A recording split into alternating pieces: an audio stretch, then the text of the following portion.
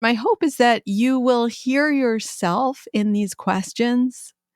I promise you, whatever is coming up for you about visibility, you're not alone. And I think that's what you're going to discover as you hear the kinds of questions that are being asked in the group. And I hope that you'll also hear something in my responses that, again, help you feel less alone and offer you some clarity on your own visibility journey. Welcome to How to Trust Yourself, the podcast for anyone who's done with the endless second guessing and ready to tune in to your inner guidance. I'm Anna Holtzman, and I get that feeling of trudging through life like you're wading through mud, trying to figure out which way to go. In my 20s, I spent more time asking what should I do with my life than writing about crushes or bad dates in my journal. I've tried on a lot of answers: architecture, publishing, editing reality TV for a decade, and finally landing on therapy and coaching, helping people like you connect with your purpose. But here's the thing I've learned through all those twists and turns. Trusting yourself is the key to moving forward, even when the path feels messy. So if you're ready to stop doubting yourself and start listening to your gut, you're in the right place. Let's dive in. Welcome back, dear listener. Today, I want to bring you inside something that has become one of my favorite corners of my work, which is my group visibility membership, which is called Seen and Safe. And if you've been listening for a while, you may have heard me mention it in passing, but I don't think I've ever really brought you inside of the experience of what actually happens in this group, Seen and Safe. The kind of questions that people bring in, the supportiveness and just connectedness of the process, and the way that sensitive creatives and practitioners show up for each other in real time in this group. So that's what we're going to be doing today. And just to give you a little context, Seen and Safe is my twice monthly visibility coaching membership. It's designed for sensitive creatives, coaches, and entrepreneurs who want to be visible, but also want to feel safe being visible. It's not a strategy-heavy group. It's not about pumping yourself up with confidence that you don't genuinely feel. It's really about building capacity gradually, gently, and consistently together with a community of people who are walking that same path with you. Inside the group, we have a Slack channel where people ask questions and share what's coming up for them in between our live sessions where we meet in real time. And sometimes in the Slack, instead of me just typing out a long response, I will send a voice note back, partly because it's faster and easier for me, and also because hearing someone's voice can feel more regulating sometimes than reading a paragraph. So today, I thought I would share with you a handful of those voice notes so you can get a sense of what we're actually talking about inside of Seen and Safe. I'm going to read short summaries of the questions that group members have asked in the Slack channel. And I'll remove their names and identifying details to protect the privacy of those group members, of course. And then I'll play for you the actual voice note recording that I responded with and that I shared with the group in our Slack. And my hope is that you will hear yourself in these questions. I promise you, whatever is coming up for you about visibility, you're not alone. And I think that's what you're going to discover as you hear the kinds of questions that are being asked in the group. And I hope that you'll also hear something in my responses that, again, help you feel less alone and offer you some clarity on your own visibility journey. And if you're listening to this and thinking, I want this kind of support too, I could really use this kind of support, enrollment for Seen and Safe is opening up again in January. And I would love to welcome you into exploring this group. You can get on the wait list now at annaholtzman.com/seen and safe. And when you do that, you'll be the first to know when the enrollment doors are opening again. So without further ado, I'm going to take you inside behind the scenes of the Seen and Safe Slack channel. Our first question came from someone who was resonating with the fear of being seen. There's a big theme in this group, obviously. And I'm not going to read her question in the words that she wrote it, but I'll just summarize it. It was something along the lines of this. I've been identifying all the ways that I hide, and I want to take small steps to be more visible, but I don't even know what I want to say or how to show up. It feels like my true self is buried underneath my fearful self. So how do I find an authentic story that will resonate with people to share? And then here is the reply voice note that I responded with. Thank you so much for asking this wonderful question. And thank you for asking it here in the chat so that others can interact with it, because I know this is a question that's going to resonate for a lot of people. What stood out to me about your message, and I just could relate to the thought process of it and the emotion of it. And what stood out to me is viewing the fear as maybe a barrier to authentic expression. And the approach I want to invite you into to try out, to play with, is looking at the fear as like a heat map of your authentic expression. In other words, where there is fear, there is authenticity, and there is a story to tell. In fact, you told a story in this post that you wrote. I mean, you told a very relatable story. You told a story that elicits resonance. I was feeling the emotions of it with you and relating it back to, the parts of my life where I'm feeling the exact same emotions. So one experiment you could try out is tap into that fear instead of thinking of like, oh, I've got to uncover my authenticity from the fear. Tap into the authenticity of that fear feeling. And you may not want to write an email to your folks or record a video or whatever about the exact fear you're describing here that feels like, well, where is this going? It hasn't reached its resolution at this moment in time. But tap into that feeling of fear and then think back. When have you felt that fear feeling before in earlier stages of your development, personally, professionally, whatever? And think back to a moment when you felt that feeling about some part of your development that you have already moved forward on in some way. And then you could tell the story of how did you move forward? What tools did you use? How did you take a step forward from that place of fear, using the fear you currently feel as a way to tap back into that moment? It doesn't have to be long. It doesn't have to be sensational. It's going to be relatable if you're speaking from the place of that emotion. And it could be something you then turn into an Instagram post, a little video, an email that you send. You could blurt it out in just, total word dump and then ask ChatGPT to make it a little more cogent. I'd love to know if this sparks anything, and please do bring it into our live session.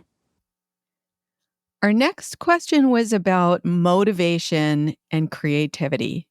And again, I'm going to put this into my own words, but this person asked something like this. If survival mode and urgency has always fueled my creativity, what is going to happen when my nervous system is actually regulated? And how can I create from a place of safety instead of from a place of stress?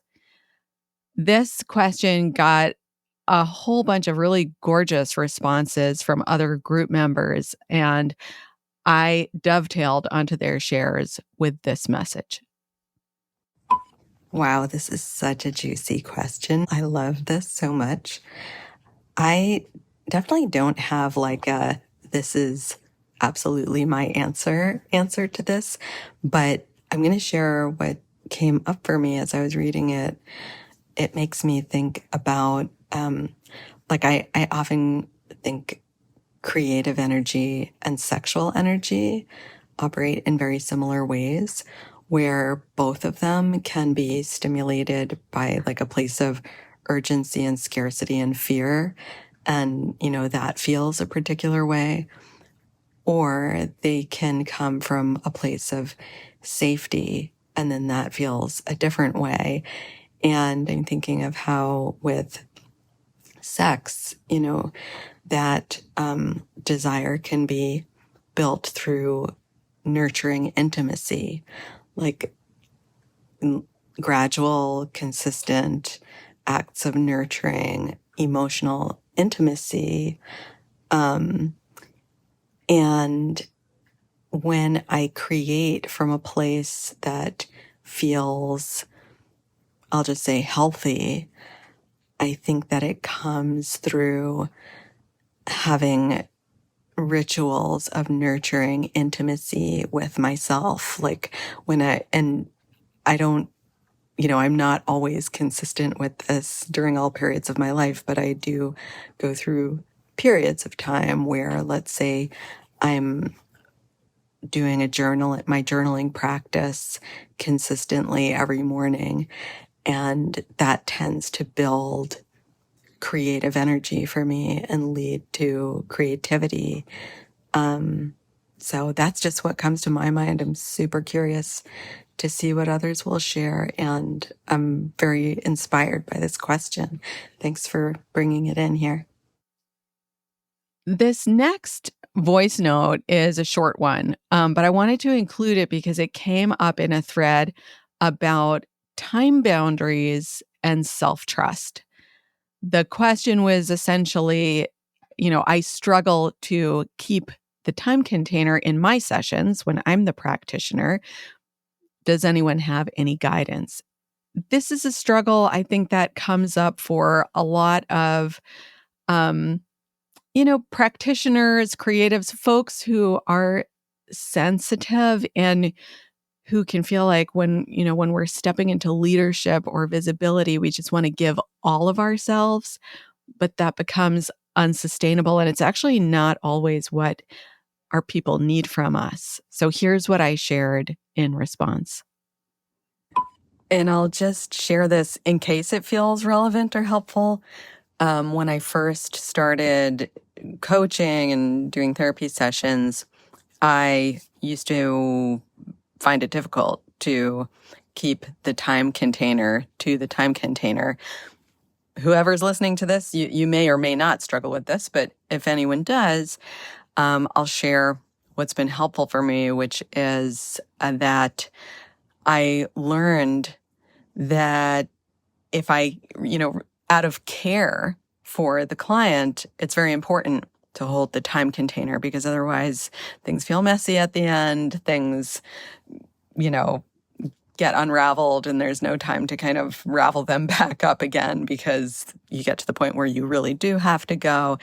And so in the very beginnings of working with clients, I used to think that, because of my generosity, I wanted to extend the time or keep going if someone was talking. And gradually I learned that it was actually much more caring and caretaking to contain the time. So I leave that there for anyone who might find it helpful. And appreciate you all so much. Next, we had someone navigating a big life curveball. And she came into the Slack and shared in a really open way. It's such a supportive group. There's so much trust that's built between the group members. And so this person shared with us what was going on in this big life curveball and essentially asked us, how do you hold the vision when life interrupts that vision? When something comes up that destabilizes the rhythm of how things have been going and takes you by surprise, how do you keep your vision at your heart, at your center? This is about vulnerability, being human, which we all are, how to bring that and integrate that into our leadership. And this is a real life part of visibility work that we don't often talk about.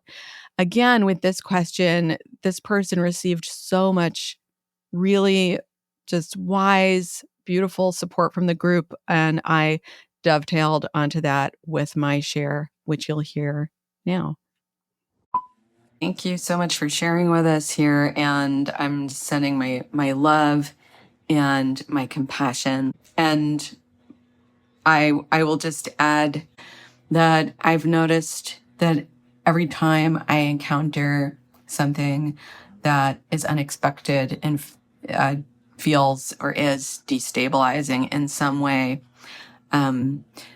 I tend to forget that there are phases and stages to moving through it, and that the first one is the stage of the shock of impact, and that it's just a stage in which I will feel shaken up, and I will pause my momentum on other things as I integrate the shock of it, and that it'll just take a bit of time and space before I can integrate the new information, the new situation, my place in it, and how I'm going to move through it.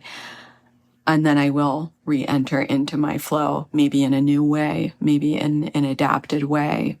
But once I remember that there is that initial shock and then integration stage, it can make it a bit easier for me to accept that that is a stage I need to go through. So that's what comes up for me to share, and sending my love and supportive feelings your way. And finally, we had a question in the Slack that I think is really, really universal to anyone who's doing brave things. This was a person who shared that they noticed that whenever they make themselves visible, when they put themselves out there, that there is this whole wild vulnerability hangover that they experience in the aftermath. And they were asking if this is normal. Will it get easier? How do other folks deal with this if they experience it? Which the answer was a resounding yes from basically everyone in the group, many of whom shared really thoughtful reflections. And I will share mine with you here. Thank you so much for bringing this to the group, because I know many people will relate to it, as is already evident. And I second everything that's said here. I totally agree. This is a very normal and common thing. I experience it too. I heard someone else use this phrase, it's a feature, not a glitch. There's nothing wrong with you. This is a normal integration process as your nervous system is learning that it's safe. It takes a while. And I think that this never fully goes away in my experience, but it gets more gentle over time. And, my best tip is to make space for it. And even to preemptively make space for it, to plan some aftercare time so that we're not fighting it, but allowing it, and to make it enjoyable. Make it like that nice soft cushion afterward while your nervous system is working it all out. I hope that's helpful, and I know that you sharing this is going to be helpful to other folks here. So those are just a few snapshots of what happens inside of Seen and Safe. These are real questions, real human beings, real nervous systems learning how to be seen without burning out and learning it together. We're all at different stages of things, myself included, and we are all learning together.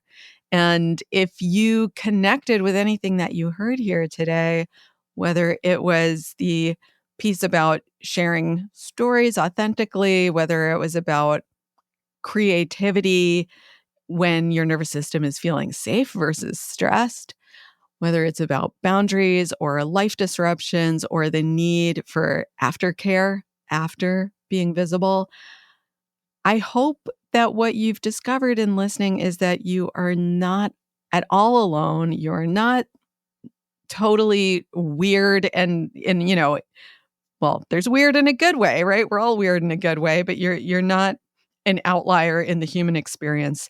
You're very much in good company in the human experience. And visibility is not about banishing fear. It's not about being fearless. It's about building the capacity to stay with yourself, when fear comes up, and doing it together with other people who are on that path too. Doing it in community makes the process, it makes it so much gentler. It makes it easier. It makes it feel more supported. It makes it more fun, truly. It makes it more enjoyable. So if you would like to join us the next time that doors open for enrollment to Seen and Safe, you can hop on the wait list right now at annaholtzman.com/seen and safe as one word. Once you get on that wait list, you will be in the loop. You will be updated as soon as enrollment reopens again. And regardless, I hope that something in today's episode helps you feel a little less alone, a little kinder and gentler with yourself, and more able to trust your voice. So thank you for listening. It's always such a pleasure to be here with you, and I will check in with you next week. Take good care. If you enjoyed today's episode, please do me a favor. Hit that follow button so you don't miss a thing, and leave a rating or review. It helps more people find this show, and honestly, it makes my day.